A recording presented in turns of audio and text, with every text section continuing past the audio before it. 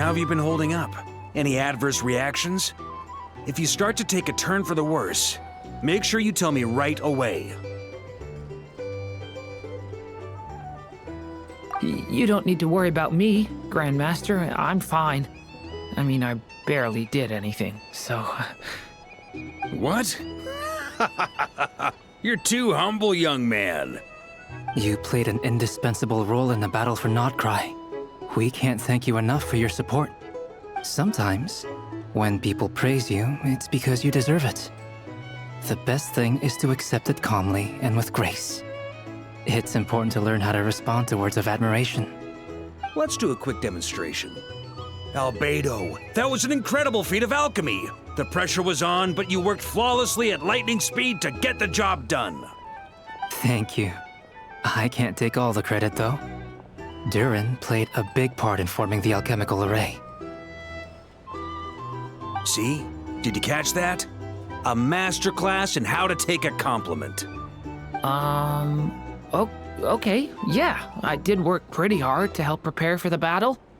No point denying that. Hey, you guys! Hey, look who's bounced back. Looking good, Traveler. Seems like you've recovered. You won't need to take any more medication. Can I get you a drink? Huh? You know how to order at a bar now? You've sure learned a lot recently. Handling a drinks order is ridiculously simple compared to alchemy. Don't worry, I'll blend into society yet. Paimon believes it. You're clearly a fast learner, just like your brother. To be totally honest, though, Paimon didn't quite follow all the details when you first explained the plan to us. Don't worry, that's completely understandable. Unless you're a student of alchemy, it's hard to grasp the principle and how the process works. To put it in the simplest terms, we saw how our enemy stole the power of Kuvaki. And that gave us the idea of stealing his power to turn it against him. When facing an enemy you have no hope of defeating, it's best not to engage them in battle. So, instead of looking for a way to overpower him, we decided to help Columbina get strong enough to at least stand up to him in a fight. For this to work, we had to analyze his modes of attack, confirm who his main target was, and make sure that he wouldn't go beyond the range of the alchemical array. For added security, we prepared a total of 4 arrays. But to mitigate the impact of the battle, we identified one location in particular as the ideal spot, which is where the confrontation took place. The alchemical array absorbed his abyssal power. Then Durin processed it to render it usable by Columbina. That power enabled her to do what would otherwise have been nigh on impossible. What surprised me was that Dainsleif actually agreed to join us. Given his history with Rerir, he had every right to sit this one out. But we're extremely grateful for the decision he made. It must have been a painful choice to make. But I'm sure that making a decision was far better for him than staying in limbo. Absolutely. He was torn between 2 paths, but in the end, he made his choice and stuck to it resolutely. He doesn't strike me as the sort of person who'd stay trapped in limbo for long. Anyway, however you cut it, everyone gave a stellar performance. And now, it's time to kick back and celebrate.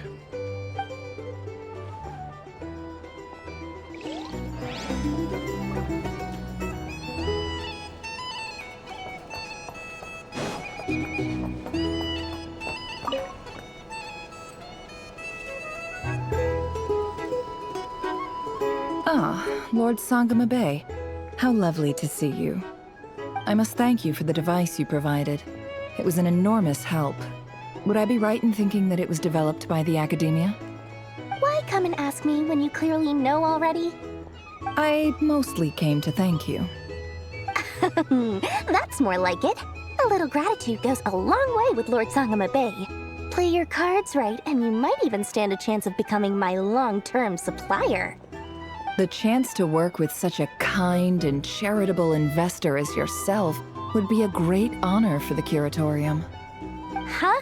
Charitable? Who said anything about charity? First time hearing about it. Let's see. The first plot of land you purchased in Nodcry, your desert interests, and...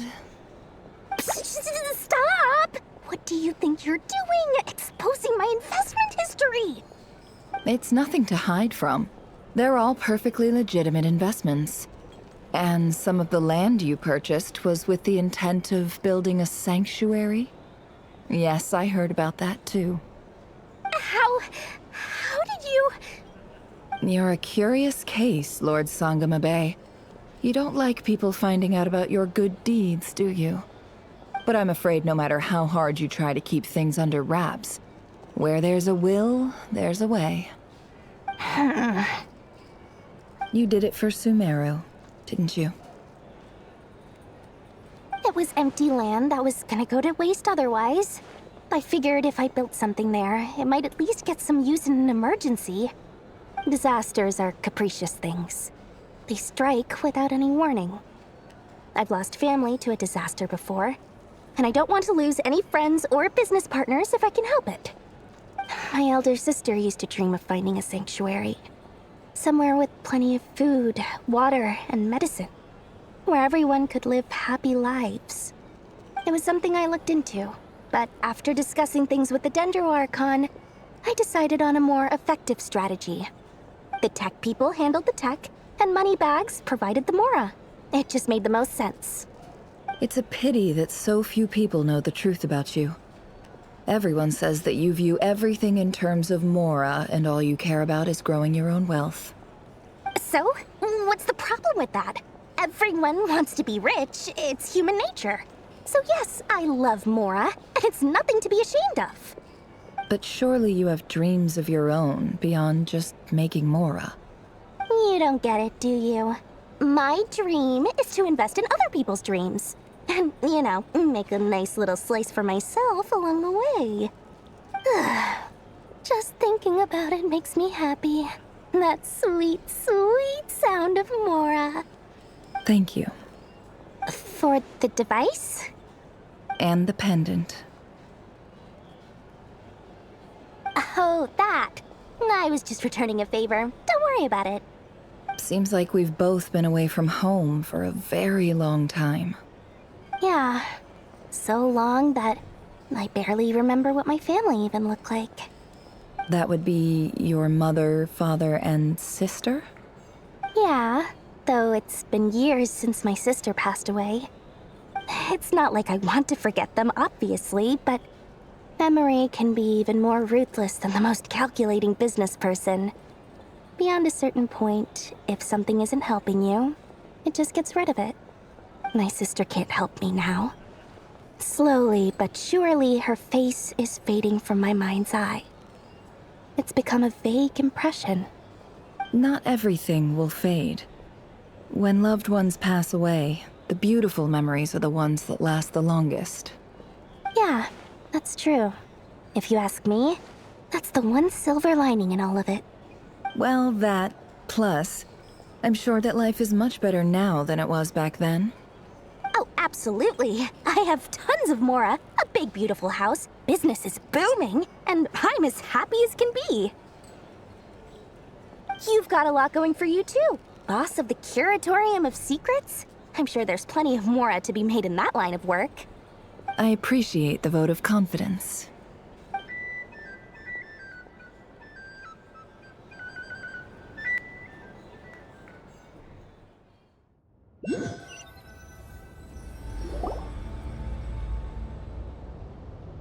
That's the only reason you're here.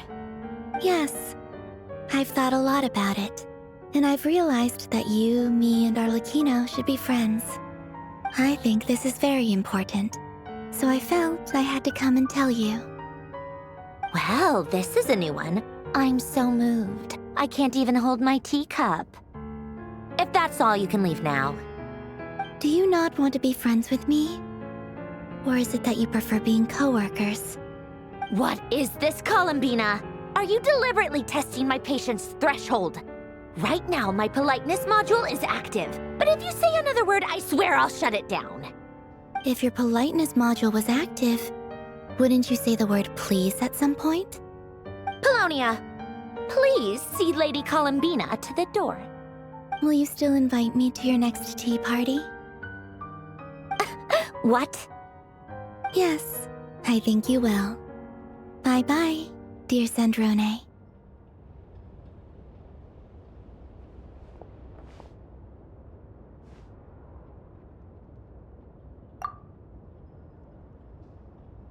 Last time, the Wild Hunt escorted you out. Would you rather I handled it myself this time? We just wanted to, see how you were doing now that it's all over. Why? Out of concern for my safety?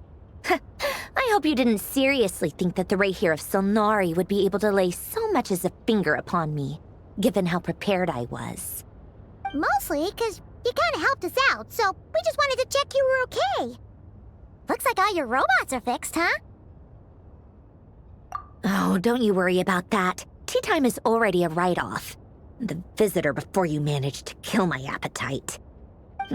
If you're in the mood for tea, go ahead and help yourself. Otherwise, it's going to waste.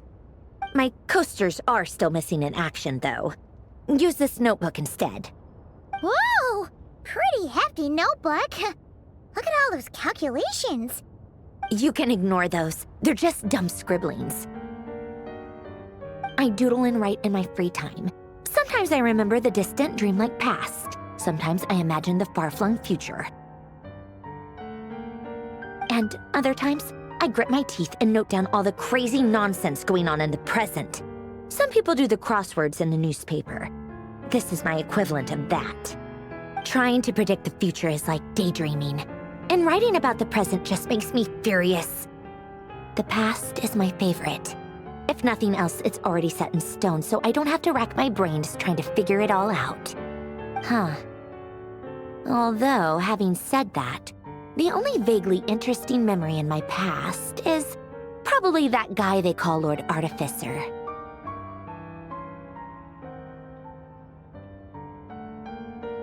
Who else? Pretty much all the mecha and Fontaine are his personal handiwork. Wait, are you saying you know him? Like, personally? As a friend? I mean, I guess we were friendly enough. Yep. In fact, I'm probably the only normal person left who knew him at all. We used to chat occasionally back when he was still around. Before he passed away, he asked me to destroy all his manuscripts. I honored his request, but I did read through everything first before destroying them. I mean, I couldn't let the genius of Lord Artificer Alain Guillotin disappear like that. Would have been such a waste. So, that's where the formulas in your notebook are from? I just told you. Those are my equivalent of crossword puzzles. They're just dumb formulas that I solve for fun when I'm bored. Alain's work was like epic poetry. The formulas in my notebook are just silly little riddles in comparison. Not that there's anything bad about them. I mean, at least, solving those riddles isn't going to hurt anyone. Except me, 'cause I lose a few brain cells in the process. Anyway, while we're on the topic, I might as well tell you about what happened to him and his friends. Alain Guillotin had two close buddies, Renee and Jacob. They spent their childhood years together in the Narzissenkreuz Institute. They were all quite competitive, so there was some rivalry between them, but it was a friendly rivalry. But beneath the friendship and the rivalry ran something deeper, a sense of nostalgia for the past. Unfortunately, childhood would end. The prophecy would come true, the apocalypse would arrive, and the future would never be. A mad dream that would normally only capture the minds of lunatics began to take root in their hearts. A dream of saving the world. And if Renee and Alain had been people of lesser wits, that dream would probably have ended up as something for them to joke about in their older years. But alas, they were some of the sharpest minds around. They nurtured that dream with the full power of their intellect. and it grew into something that ate away at their souls. The first of them to fall under its spell was Renee. Against Alain's wishes, he persisted in experimenting on a mutual friend of theirs to try and save their life. Alain did not approve and parted ways with Renee. It's complicated. Alain wanted to believe that Renee only did what he did for the sake of their friendship. But when he told me about what happened, I could tell he still had some suspicions about Renee's motives. Perhaps the seed that would grow into a nightmare had already sprouted in Renee's mind. Even then, the next time they met, Renee's soul had been completely engulfed by the dream of salvation. His futile attempt to change the tide of fate only resulted in a wave that swallowed up the world, even before the apocalypse came. And although that wave died down eventually, I hear that it just recently came back with a vengeance. As I understand, Renee wanted to live out his dream of salvation once more. But I'm told that the attempted resurgence finally died out for good. At long last, Renee awoke from his deluded dream. Though of course by then it was far too late. What do you think of Renee? Do you admire his transcendent genius? His view that any price was worth paying to achieve the lofty goal of saving the world? Or do you despise him? Dismiss him as an evil madman who wrought havoc on the lives of everyone around him as he pursued his delusional dream? Same difference, really. Just a matter of perspective.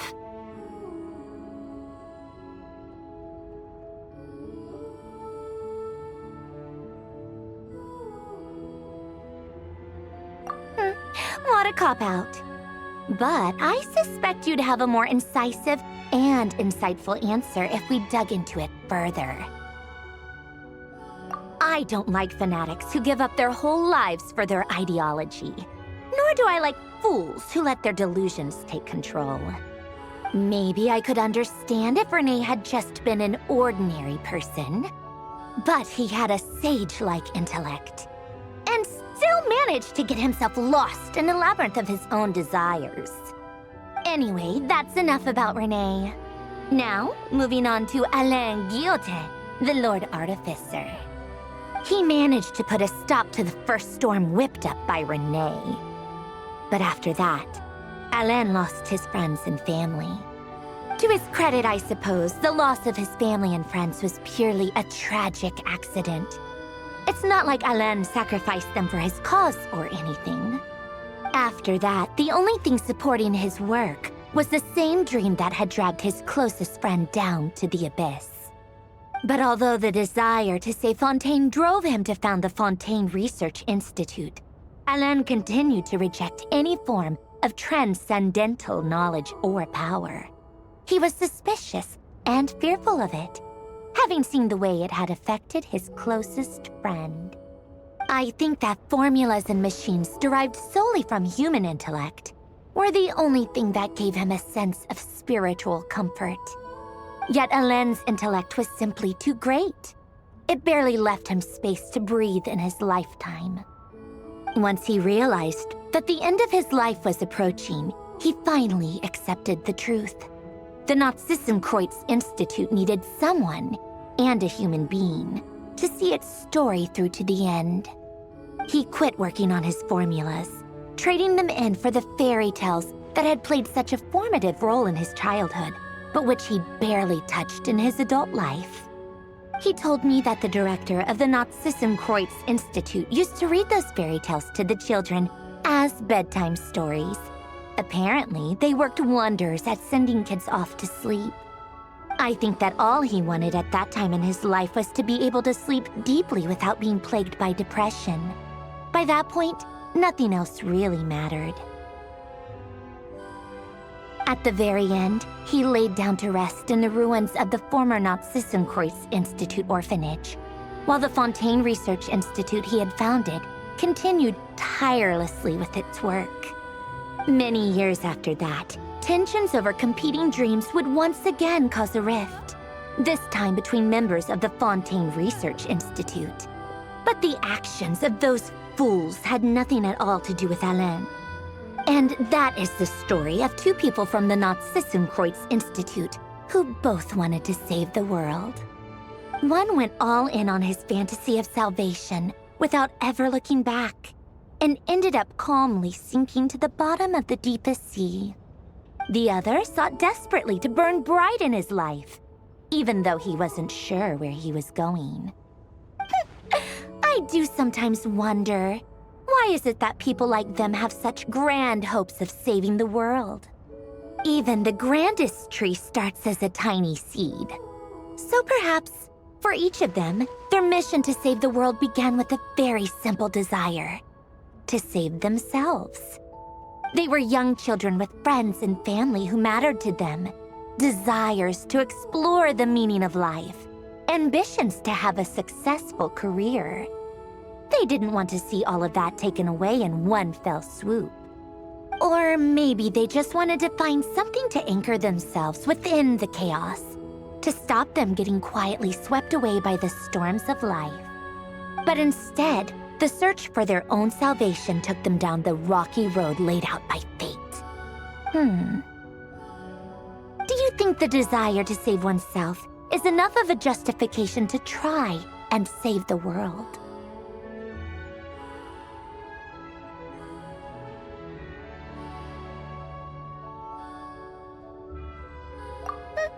The way you said that sounded just like Alain. I asked him the same question back when he was in his prime, putting all of his energy into his work. He gave the exact same answer as you did. No elaboration, just a quick short answer before getting right back to his work. He was always that way. All right, tea time's over. I owe Arlecchino a favor for telling me these stories. I'll have to bring a whole sack of gifts the next time I visit the House of the Hearth. I'm gonna go tinker with Polonia now. You guys can do whatever you want, as long as it doesn't involve interrupting me. Polonia, exit hibernation mode. Begin diagnostics.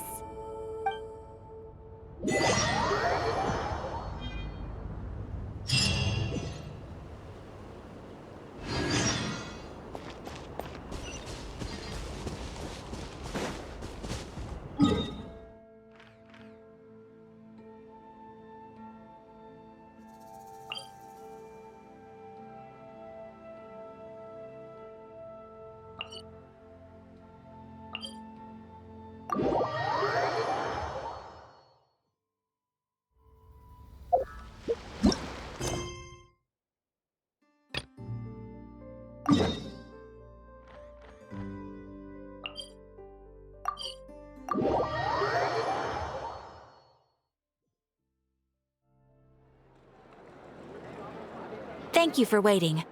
I finished checking your Adventurer Handbook. Here are your commission rewards. We have no other urgent commissions on the books at present. Thank you for all your hard work lately. Perhaps you two could consider taking a vacation. Amazing! Paimon never thought we'd end up having downtime in Nocry. Things were pretty hectic when we first got here. Everywhere you looked, it was either the Wild Hunt causing chaos or the Vatui stirring up trouble. It felt like this whole region was one giant slime in a barrel, ready to go boom at any moment. Sure have.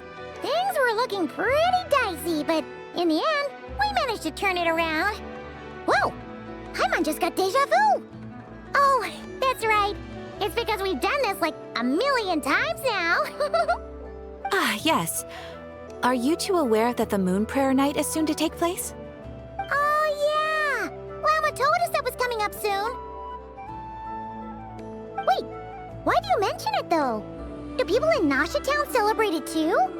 Paimon thought it was just for Moon Goddess worshippers. You're partially right. Most people in Nasha Town just see the festival as an opportunity to do business. They do not concern themselves with the religious element. The festival was first celebrated by the Frost Moon Scions. On this day, they would wear moon prayer blossoms and celebrate the birth of the moon goddess through song and dance. They would also prepare food and handicrafts and give them as gifts to others. Over time, it became Nodcry's most lively festival.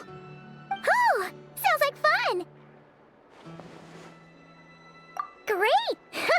Well, in the meantime, since Catherine doesn't have any commissions for us, let's focus on some personal business instead.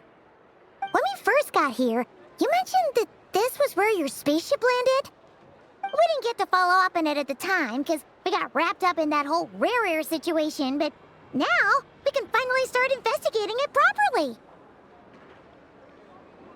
Well, there's a saying Paimon's heard around these parts, which goes, if you lift up a rock, you'll find something you weren't looking for. By that logic, you'll never find what you're looking for while you're searching, but the moment you stop looking, it'll jump right out at you. Could be worth a try though, right? Anyway, Paimon suggests we focus on other stuff we want to do for now, and just keep an ear out for spaceship-related intel as we go.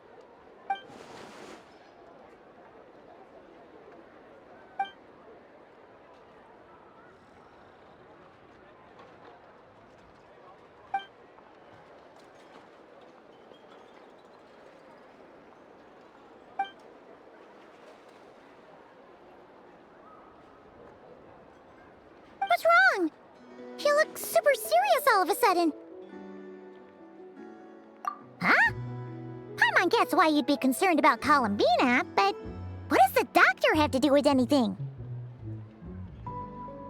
Oh, that's true. And now that you mention it, we're definitely overdue for a showdown with the Fatui. It is weird that he hasn't shown himself this whole time. What could he be up to? True. Paimon would much rather deal with Marionette anyway. She says the meanest things, but when it comes down to it, she doesn't seem like a bad person. Maybe it's the pressure of being a Fatus? Especially as a Harbinger. Does she feel like she's gotta act tough to keep up appearances or something? But then, every time we headed out with Rarier, she always wound up having to repair Polonia and her other robots. That's gotta sting. Losing face always hurts more for people who care a lot about their image. She's probably still furious about it. What? Relax! She's not even here! Huh? What's the matter? Oh, nothing. Sorry, we'll be on our way now. Where are we again? Oh yeah, Columbina? Right, yeah, let's go see Columbina.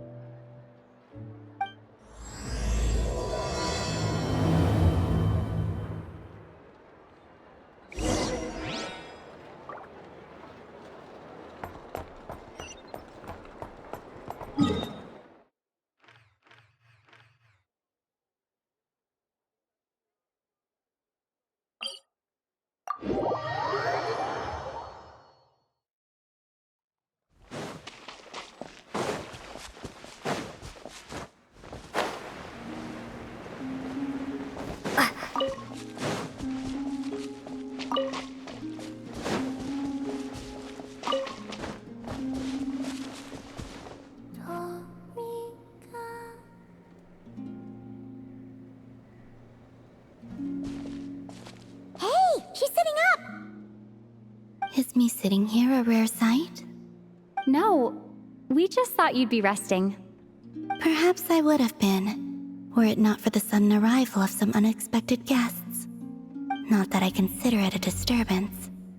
After all, you are the only ones who are free to enter.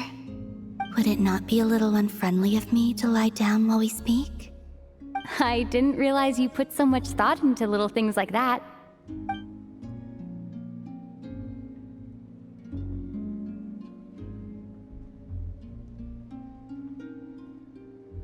Only sometimes.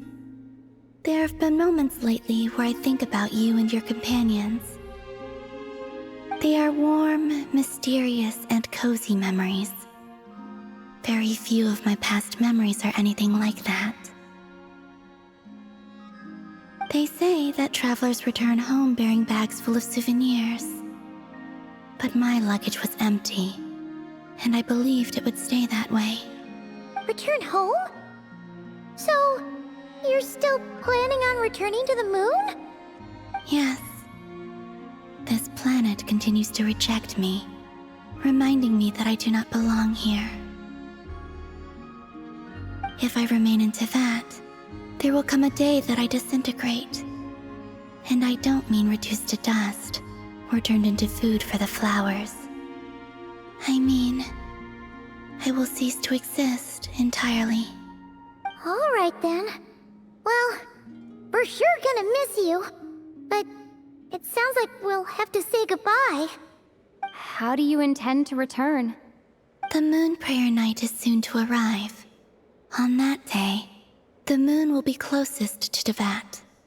The Kuvaki in this land will reach its peak at that time.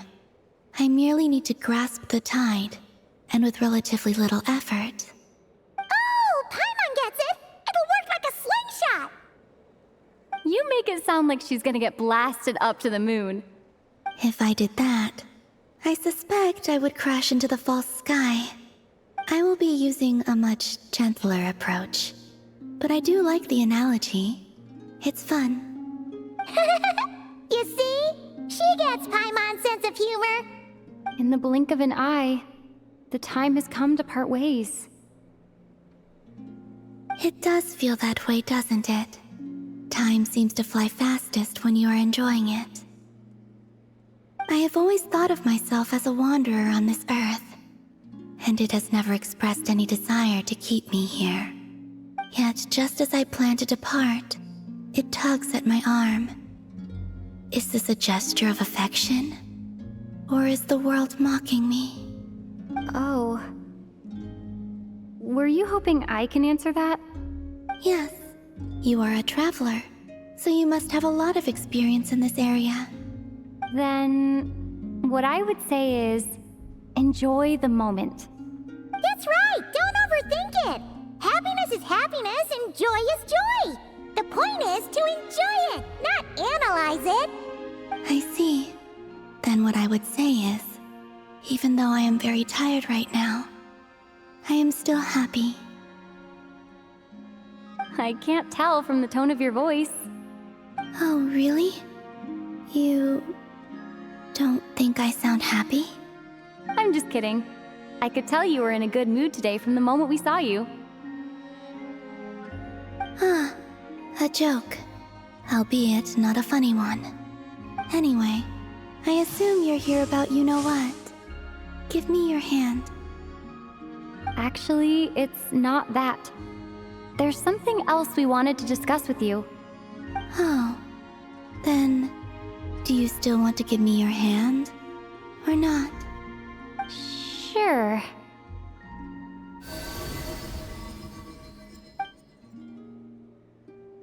Thank you. So, I've heard that in the moon prayer nights of the past, people here would hold celebrations in the moon goddess's honor. Since you helped so much in our fight against the Rehir of Solnari, I think you deserve a farewell party before you return home.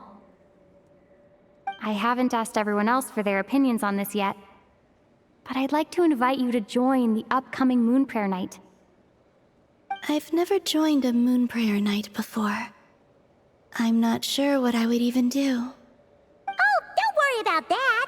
We take care of everything! All you need to do is show up. Of course, there's no need to force it if you're not feeling strong enough. It's just, this kind of felt like a golden opportunity. But they call me Kutar, and the Fatui have an arrest warrant out for me. I shouldn't appear in public right now.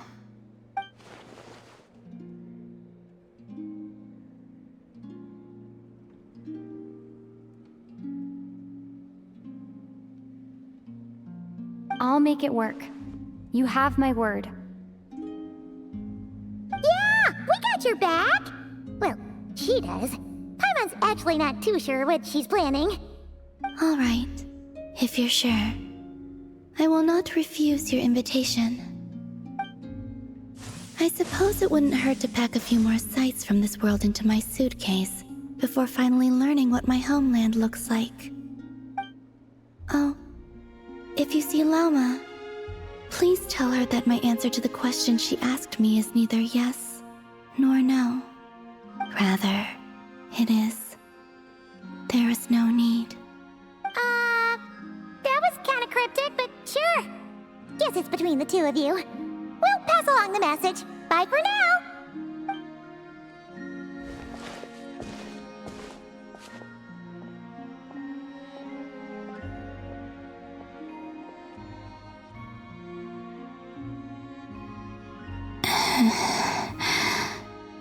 And also, I do not know.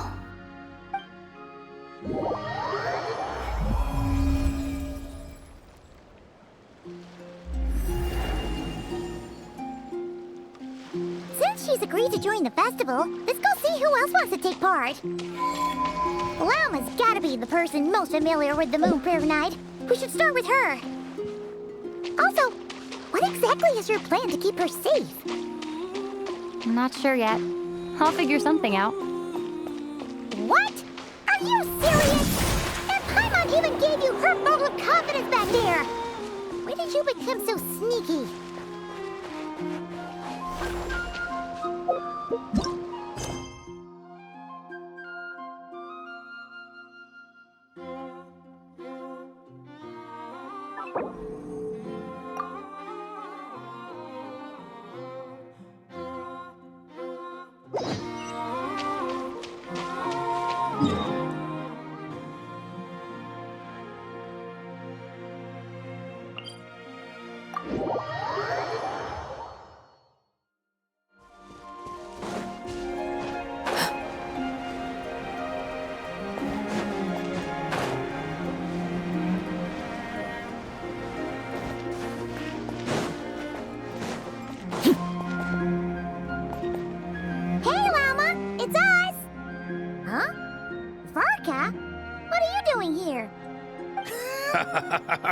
Beats me.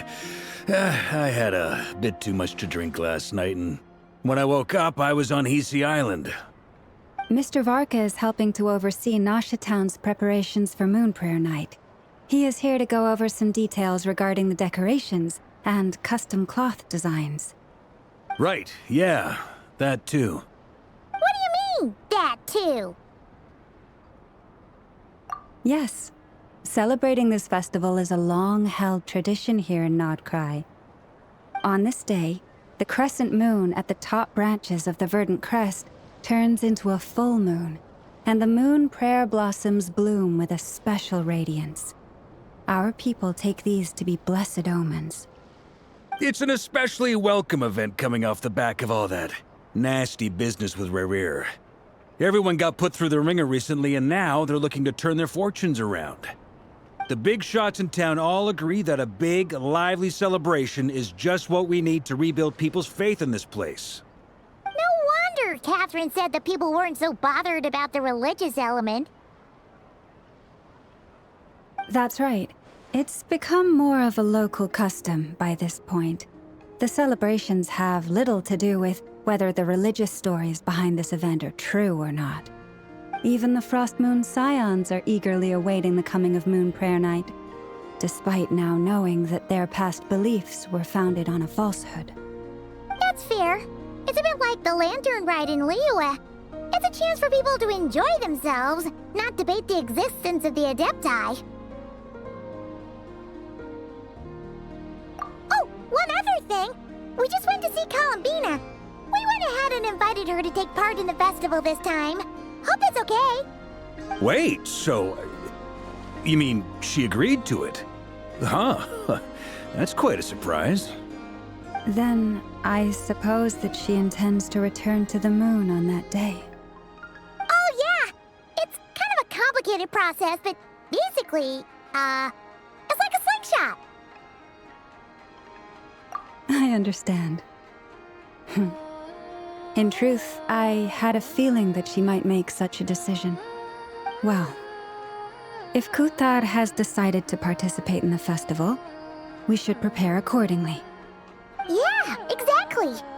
She was saying how it could be risky for her to show her face in public. We were wondering if there was any way we could hide her. Unfortunately, the people who carved the statues did an excellent job of capturing her likeness.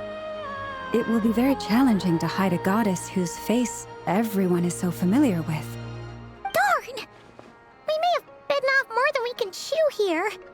Nah, don't sweat the small stuff. We can handle that.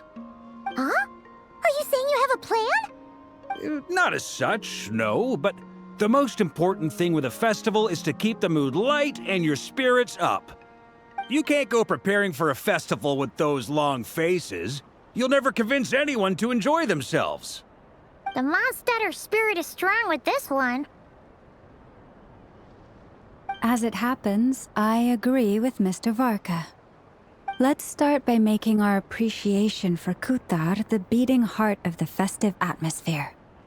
And who knows? Once we get the ball rolling, perhaps everything will just fall into place. Hey! Did you catch that? Llama said the thing! Or close enough, at least. I'm looking forward to the Moon Prayer Night already. We have a festival in Mondstadt called Windbloom, and you can always tell which couples are celebrating it for their first time by the smiles on their faces. Big, beaming smiles like their whole face is glowing. And I have a feeling we'll get to see that same smile on the Moon Goddess's face at this festival. Not quite the same, surely. Anyway, I'll take care of business in the city, but I'll have to leave the decor up to you and the Frost Moon Scions. No one else can capture that traditional aesthetic quite like you guys. But lastly, there's the final key element that brings the festival to life. Companionship. Before you leave, let me show you something that we've been preparing. Mr. Varka had asked to see it already, so you may as well tag along. Also, I have some further questions about Kutar's decision.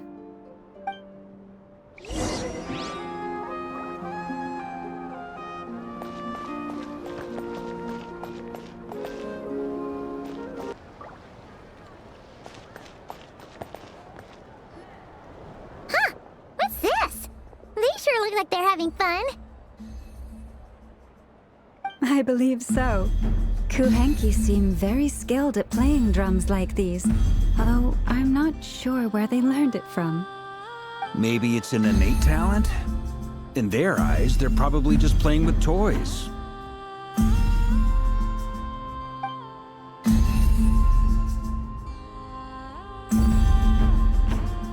Luanatar! You want to play too?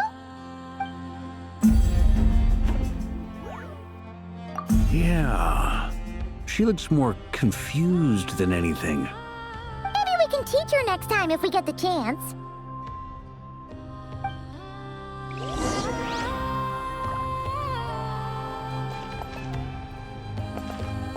What are these floaty things?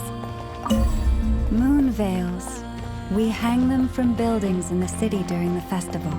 When you look at the sky through them, it creates a lovely misty effect.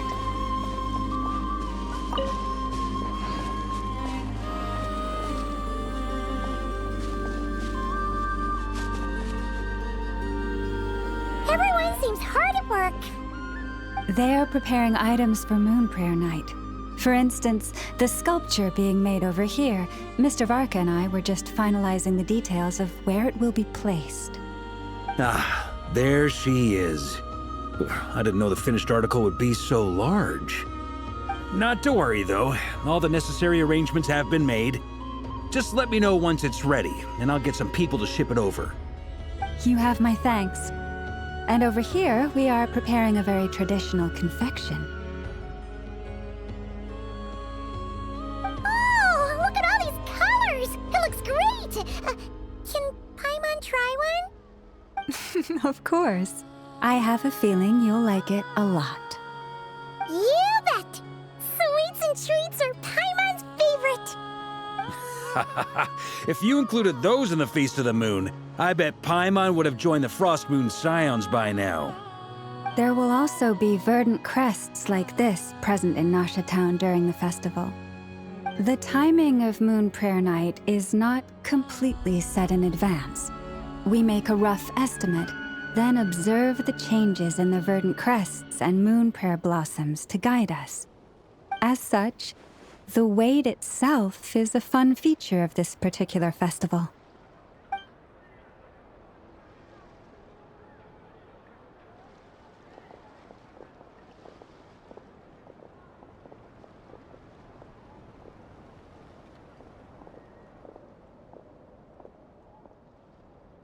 Let's talk here. To tell the truth, I am very surprised to hear that Kutar is willing to participate in the festival. I once asked her if she'd be willing to stay with the Frost Moon Scions. I could introduce her to everyone, and we could be a family to one another. She did not answer, but she has not appeared here since. I took this to mean her answer was no, but if that were the case, she would not have accepted this invitation. Ah. I see. Maybe she is right. Maybe the Frost Moon Scions of today no longer need a moon goddess. But my wish was not for her to come here and be worshipped as a deity. I simply wanted to offer her a place to stay. I'm sure she believes that showing herself here might invite Fatui intervention, and as such, she does not wish to cause us trouble. But what really pains me about all this is that this is her birthplace. She ought to belong here, yet no one has been able to grant her shelter. I think I'm qualified to weigh in here. When someone's about to depart on a long trip, what they need is blessings, not burdens. We should wish her the best, not make the journey harder than it already is. Anyway, she's agreed to attend, hasn't she? All we need to do is simply respect her decision. I see your point. Yes, she will soon depart after all. Our job is to leave her with some happy memories. Besides, who's to say her journey to the moon is a one-way trip? It's not like she can't come back and visit if she wants, right? Paimon agrees wholeheartedly. Festivals are all about having fun, so let's keep it simple. All right, I'm gonna head back to Nausea Town soon. Wanna come with? I'm guessing you have some other folks to visit there. Sure thing, let's go! Bye for now, Wilma! Thank you all. Goodbye.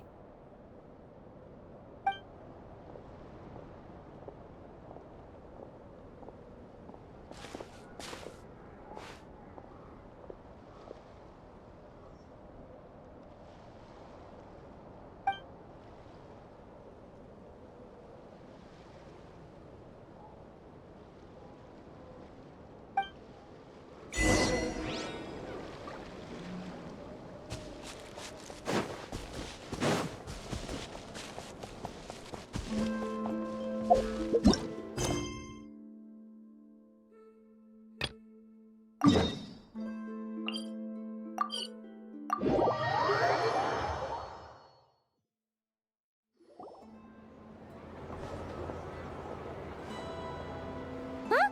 Hey, over there! It's Duran and Albedo with Flints! What could they be chatting about?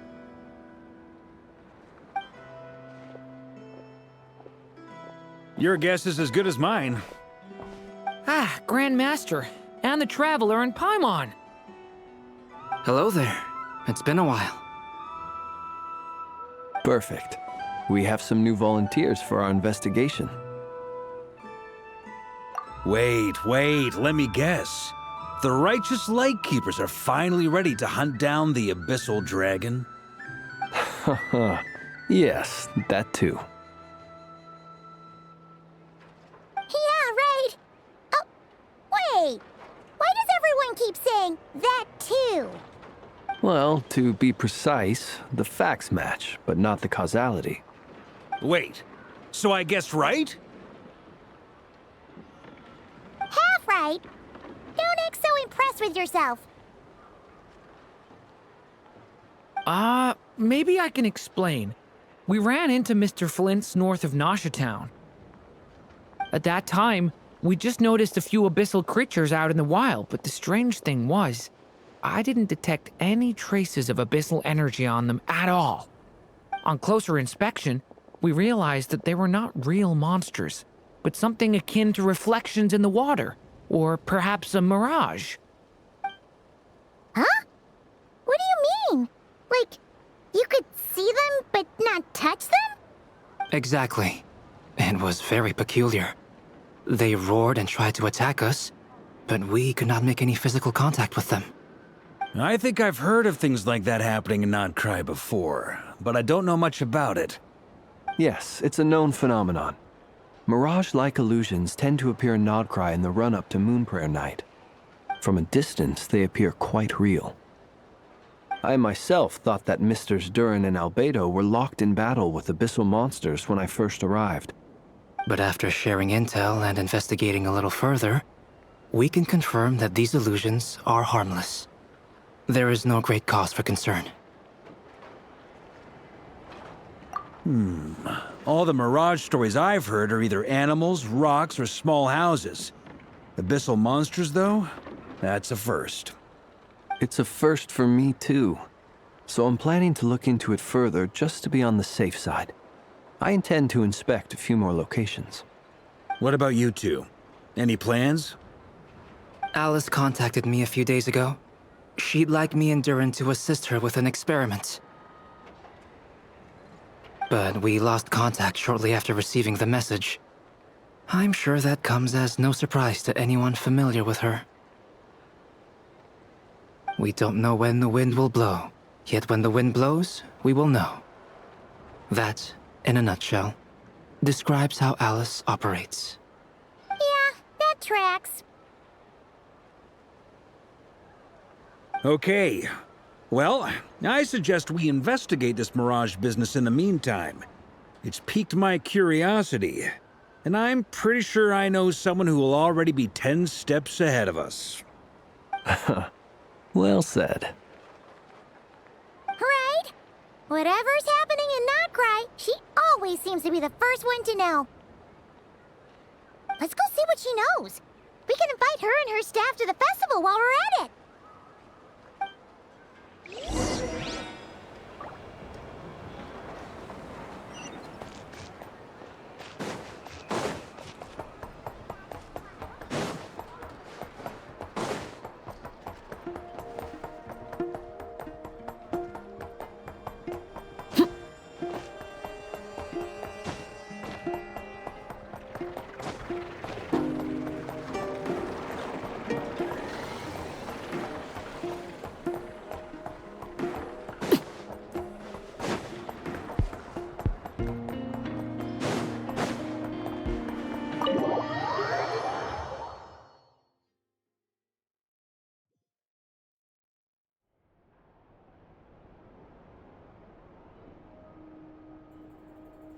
You're right, I have noticed. There's certainly something a little fishy about this situation. Only a little, though. Records indicate that this phenomenon can occur in the days before and following Moonprayer Night. That said, it has always been a rare sight in the past. The odds of encountering these phantoms are similar to looking up in the night sky, happening to see a shooting star, and managing to make a wish before it disappears. But this time, either everyone's getting lucky, or they're appearing far more frequently than usual. Yehoda's out gathering intel as we speak. In the meantime, let me check off some points of interest. First, the Abyss. The ones we saw seem to be abyssal monsters. Indeed. But we have identified one location where many more of them have made an appearance. And not just monsters, but human phantoms, too. Given the scale and nature of the phantoms, it's almost as if someone's last memories are coming to life. Or perhaps the memories of multiple people. Oh. So you mean the phantom monsters are hunting down the phantom humans? Exactly. The phantoms can interact with each other, but we have no means of intervening. In addition, some of the human phantoms would seem to be from the very distant past. This is clear both from the clothing they wear and the stories they tell. They claim to be from Hyperborea, a name which I've heard from Lauma before. If this is true, it means they must be from 6,000 years ago. Did Paimon hear that right? 6,000 years? It's Sounds like this merits further exploration. That'd be a big help. I'll leave it with you, Albedo. My knowledge of ancient history is non-existent. I used to doze off every time the pre-Knights Favonius era came up in class. It's quite a miracle that you were able to understand these phantoms' speech, given how long ago they lived. I suppose you're right. But I'll leave the archaeologists to ruminate over that conundrum. As an intelligence broker, my sole interest is in the value of the information I gather. Which, in this case, hopefully means earning myself some good favor with our dear Lady Moonchanter. So calculating. Whew, this intel broker logic always catches Paimon by surprise. Sounds to me like we could split the work up. I think the abyssal phenomenon is best left to Albedo, Flint's, and me. Agreed. It coincides with my duty as a lightkeeper. For my part, I'd like to understand the abyss better. Even a little knowledge would go a long way. This is certainly a rare opportunity to study the abyss. But even rarer, perhaps, is the chance to make contact with the ancients. The Curatorium will take the lead on investigating the Hyperboreans. We put in the work to learn what we know so far. It seems only fair that we get some quantity of exclusive intel. That just leaves our trusty team of 2 unassigned. Since you became an honorary knight, of course. This was part of my grand plan all along. Ha ha ha! Oh yeah, by the way, we managed to convince Columbina to come to the Moon Prayer Night celebrations. Would you and Yehoda like to join too? She agreed to that? Huh. Quite an achievement. Never underestimate the traveler, I guess. I'd be happy to join. No point shutting myself inside when the streets are all decked out. I doubt any clients will be visiting during the festival in any case. And Yehoda loves a party, so I'm sure she'll jump at the opportunity.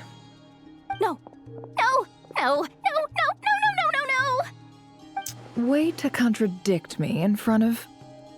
Wait. No, that's not what I have bad news, boss. So many people. All right, everyone inside. Quick.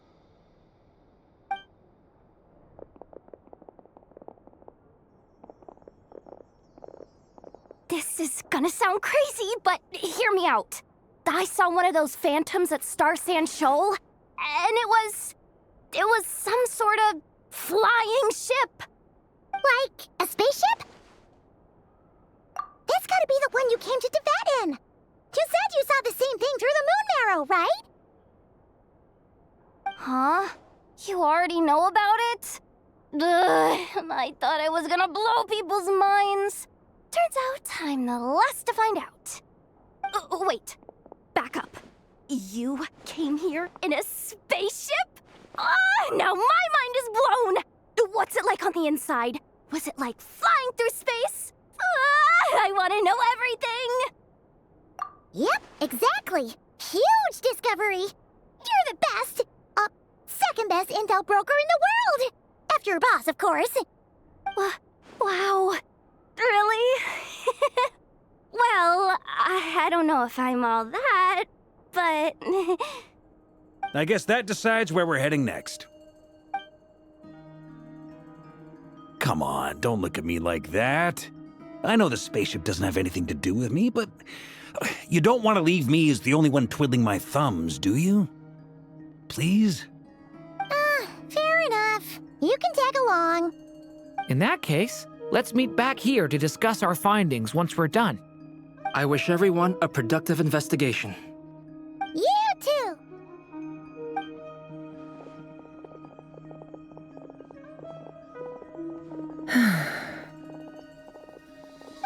What's up, boss? Aren't we gonna head out? Tell me, Yehoda, when did the Curatorium start giving out intel for free? Oh, sorry, boss.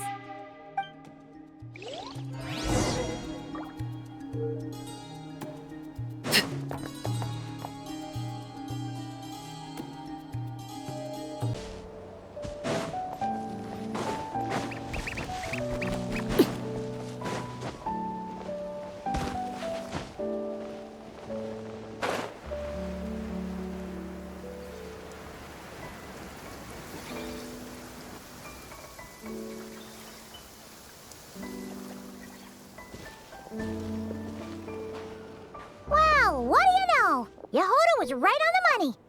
This Phantom really is your spaceship. But that's so weird. Why would it show up here? Is it some kind of projection? Or a ghost? Like, maybe it no longer exists, but somehow it left an afterimage? Ah, you're already here. Miss Lauma, what a surprise. I thought you were busy with festival preparations. I was, until one of our people informed me that a strange sight had appeared at Starsand Shoal. No one's ever seen something quite like this before. I thought I should see it for myself. Same here. Oh, so we heard that these things appear around the festival period. Any idea why that is? Unfortunately not. We have very limited information about them, since they can't be interacted with. And no human phantoms have ever made an appearance before now. The most we've been able to deduce is that these sightings appear to be connected to the increase in Kuvaki energy around this time. Yeah, seems like that's all we can do. This is all so confusing. Allow me to lend you a hand.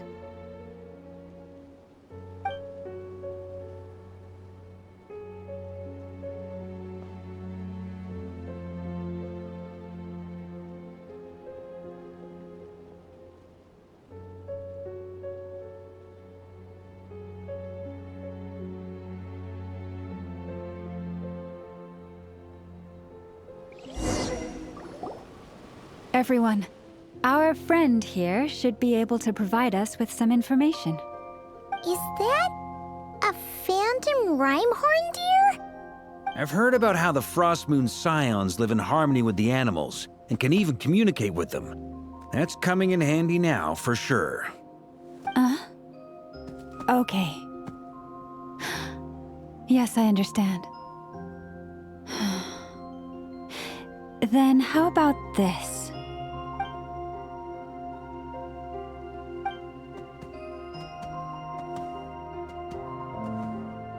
Oh, it's leaving. It appears to share our curiosity about this giant spaceship, so I asked it if it wouldn't mind investigating along with some friends. In return, I told it about some nearby spots where the wild fruit grows abundantly. We may live in a different era from these phantoms, but I trust that the terrain, climate, and ecology here are more resistant to the effects of time than some things are. Let's give them a moment and hope for the best.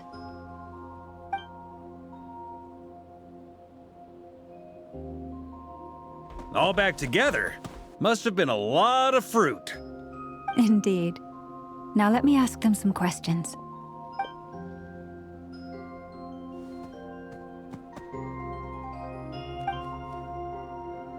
It did find a lot of wild fruit, enough for them to feast for a long while. This puffin circled in the air several times, but didn't spot anything out of the ordinary. Certainly nothing to do with the spaceship. Huh. Well, it definitely makes sense to get a bird's eye view. Indeed. Other than that, I was also thinking that the world these phantoms see is also different from ours. Oh, I get what you mean. The wild fruit exist in both times and spaces, but there might also be things that only exist in that space-time, which we can't see.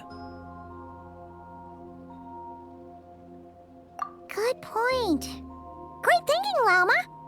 Blunthorn rhinos can use Kuvaki to shift great rocks, but this one says it couldn't get that ship to budge by even an inch.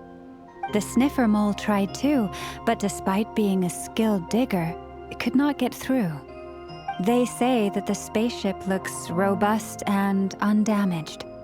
It seems completely impervious to any and all attacks. Whatever lies within is well defended from harm. So, just like us humans, there was nothing they could do about this spaceship either. Yes. Still, they deserve our thanks. We are grateful for all your efforts, dear friends. Now go, and enjoy your feast. I've noticed some other human phantoms gathered nearby. Come on, let's go talk to them.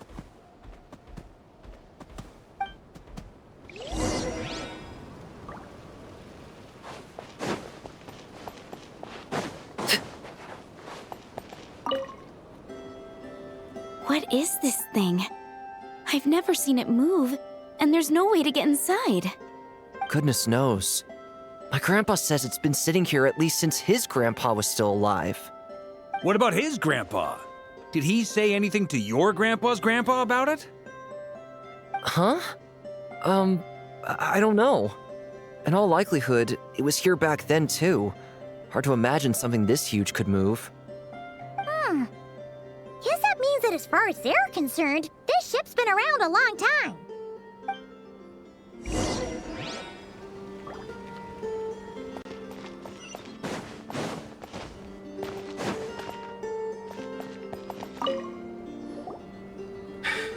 Come on, brothers.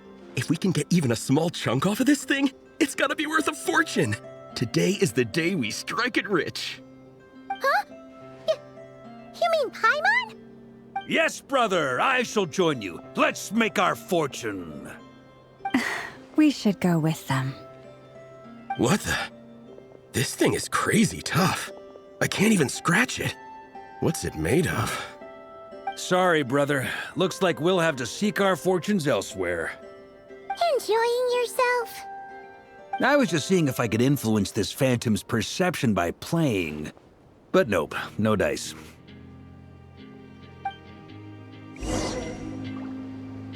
I'm sure we're all starting to build up an idea of what's going on here now that we've spoken to some of the people. These phantoms are reenacting real historical events in Nodcry. It's almost like we're in some kind of interactive stage play. We can talk to the actors, but the plot is fixed and we can't influence it. It makes sense. History is set in stone. The objective facts of the past cannot be changed. Paimon totally thought you were just goofing around earlier. But actually, you were doing some serious investigating. Of course I was. Anyway, at this point, I think we're forced to conclude that although the Phantom spaceship is right there in front of us, we aren't going to learn much about it from these people.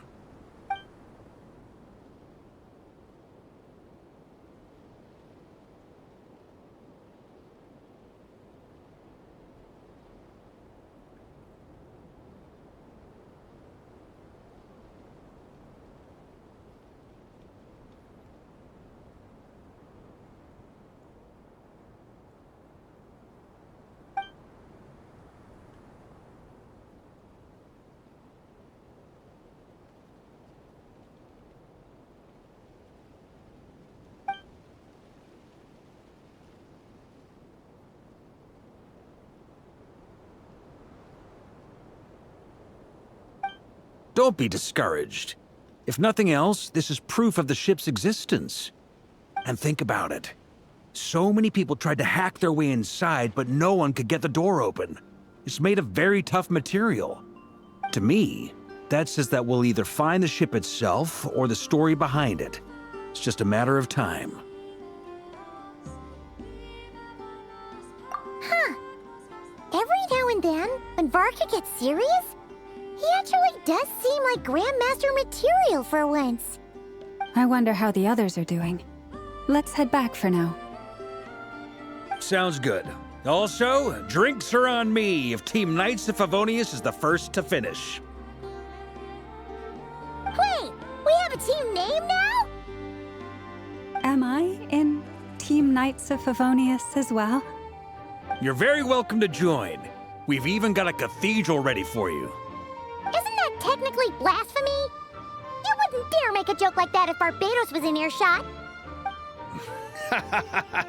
Nah, I'm sure Barbados doesn't mind a little harmless blasphemy once in a while.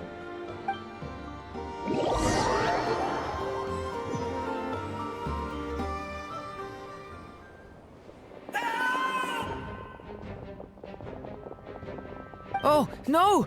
Get away! Oh.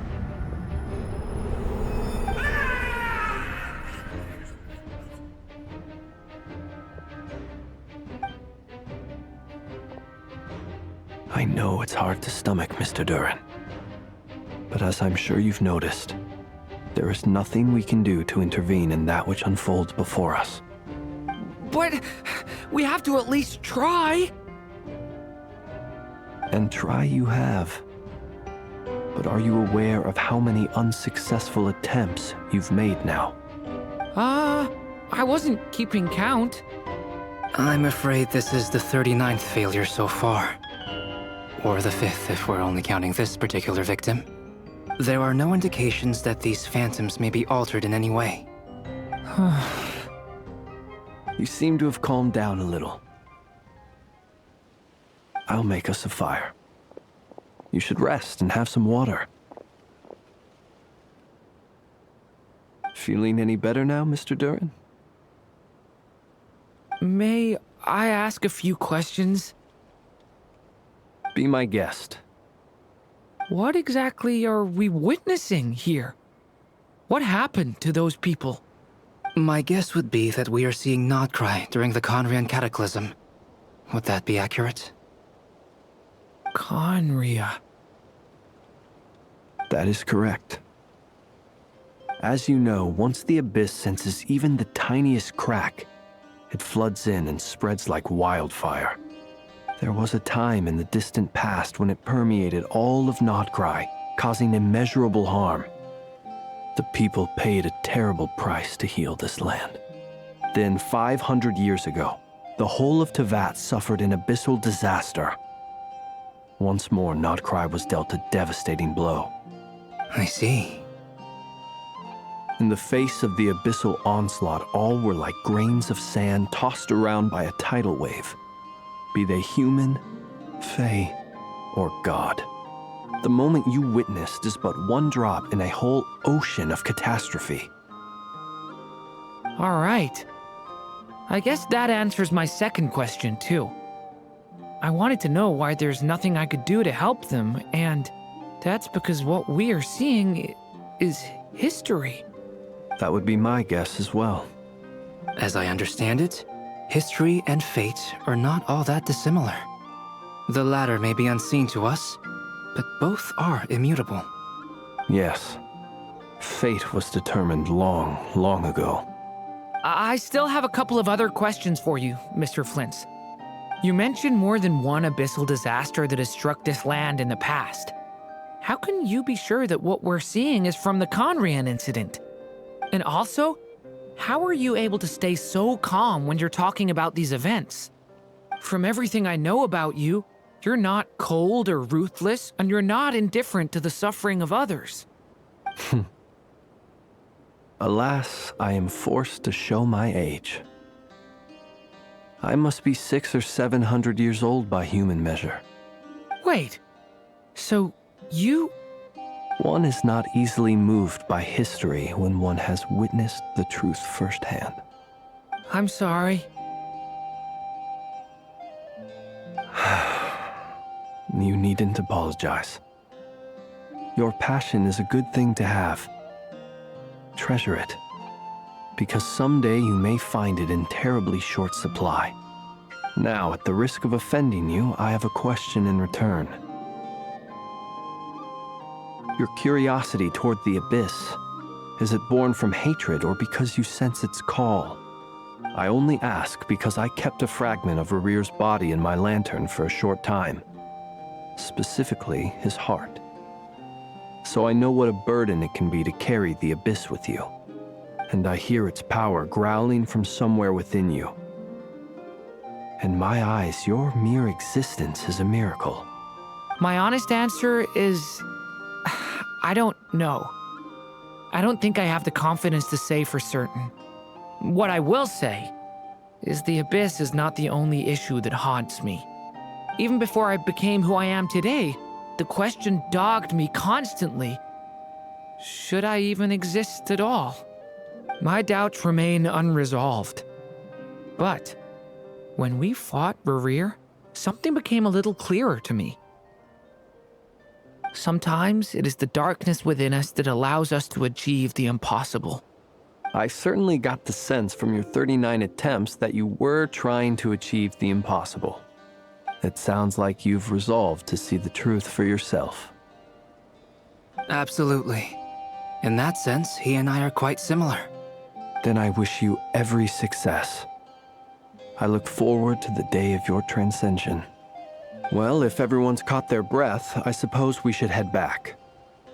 Oh, and one last thing. I'd appreciate if you kept our discussion about history a secret.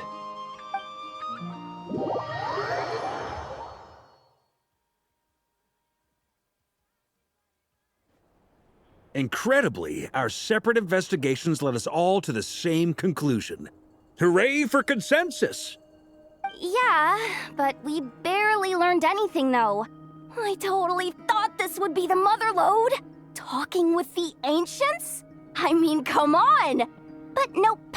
All we got was useless snippets of conversation. And all this stuff about moons and hyperopia. What a load of baloney. Seems like people back then had a few screws loose. I understand your frustration.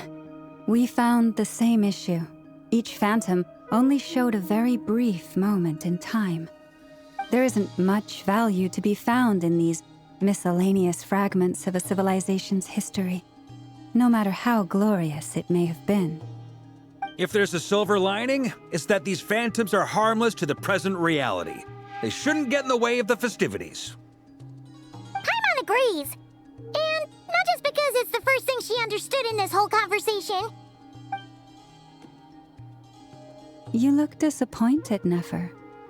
Is something the matter? What do you think? We all worked our tails off, but the only one to gain anything from it was you, Lady Moonjanter. Well, please do share the Hyperborean records with me. I will gladly inscribe them in our people's documents. Oh, duh! Yeah! That was it! Hyperborea! Hyperborea. I'm serious. Only an expert in the Frostmoon Scions and their history can turn these records into valuable research material. The alternative is to let them gather dust on the Curatorium's storage shelves until the pages turn yellow. Nefer, you're wise enough to know that cooperating and sharing the profits is the best course of action here. Well, that goes without saying. Sure, let's do that. Huh? But didn't you say we aren't supposed to give out intel for free? Sorry. Shutting up. Now is not a good time to push Nefer's buttons. Anyway, back to Moon Prayer Night. I'm thinking that we should prepare something a little special, aside from the usual decorations and so on. You mean a parting gift? Can't go wrong with food. Although, does food go bad on the moon? Perhaps a lantern would be a better choice. It might be dark up there. It could prove difficult to light a lantern on the moon. Magical stones might serve that purpose better. What about a clockwork mecha model from Fontaine? I've got a whole bunch at home. I use them for fighting practice in my free time. None of these sound like things she would be even remotely interested in. But we don't interact with her enough to know what she likes. Yeah. It would really save us the guesswork if someone could find out what she's into. Wait, what the? Traveler? They're all looking at you.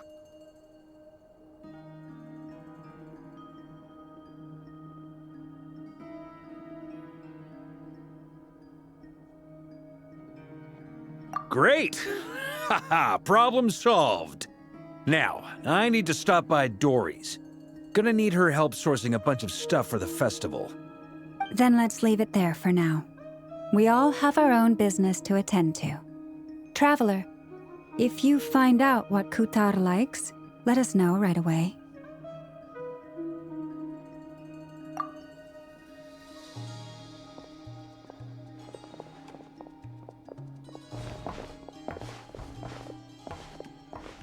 Is something the matter?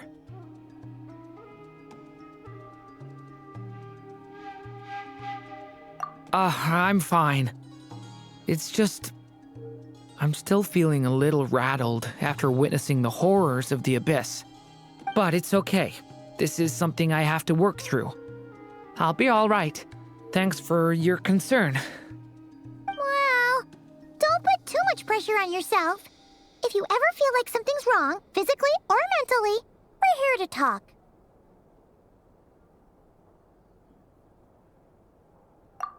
Come on. Stop treating me like a kid.